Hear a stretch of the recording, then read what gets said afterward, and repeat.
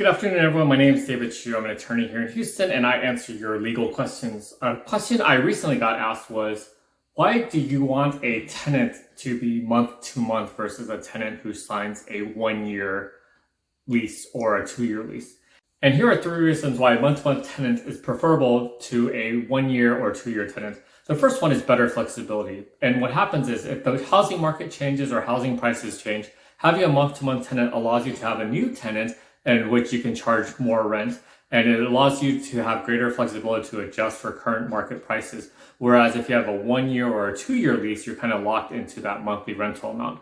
The second reason is that you want a month-to-month tenant is that you can remove the tenants at any time. Well, not any time, but if you have a month-to-month tenant, what you can do is you can cancel their lease early. For example, sometimes your situation changes and you need to move into your rental home, or if you prefer, or if you don't even want to be in the rental home business, having a month-to-month tenant gives you that flexibility to terminate the lease early if needed and allow you to dispose of that property as opposed to putting your life on hold and then waiting for that primary term to end. And the third reason why you want a month-to-month tenancy is because of what happened last year. During COVID, as you are aware, they had that eviction moratorium where a lot of jurisdictions did not allow evictions to proceed. Now, that COVID moratorium actually only applied for evictions based off non-payment of rent. So if during that COVID eviction moratorium, your tenant was not paying rent, then you're kind of stuck with that tenant. So for example, if you have a 1-year lease and that tenant didn't pay rent and he's not paying rent, or he or she is not paying rent, then you actually can't evict them and you have to wait for the moratorium to be lifted, or you have to wait for their lease to end.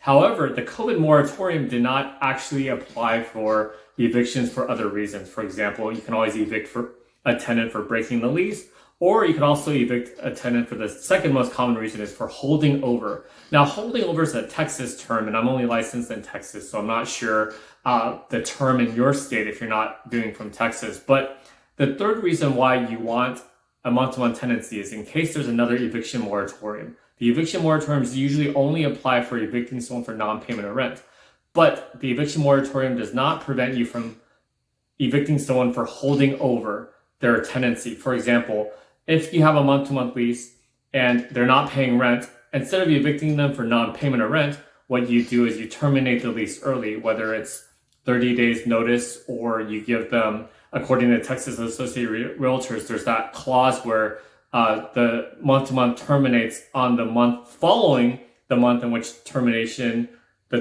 notice is given.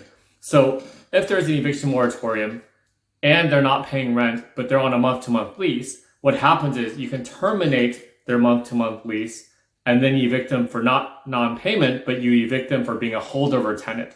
Basically what happened is you terminate their lease, you terminate their month-to-month lease. If they still occupy the premises after that termination of the month-to-month lease, then you send them a 3-day notice to vacate for holding over. And if they haven't moved out by day 3, then on the 4th day, you would file that eviction in the justice of the peace in which the property is located. And you're not filing an eviction based off them not paying rent, but you're filing an eviction based off them being a holdover tenant. Even though they are a holdover tenant, they're also not paying rent. But that's the third reason why, is because you get around any sort of government eviction moratorium if they're on a month-to-month lease, because you terminate the lease and you evict them for holding over the lease and you're not evicting them for non-payment of rent. So those are 3 reasons why it's always better to have a month-to-month lease. If you have any more questions, feel free to email me. My email address is attorney.dave@yahoo.com, or you can call me or text me at my cell phone number, 832-896-6288. Thanks for watching, and feel free to message me with any questions that you may have, and I'll answer them on this channel.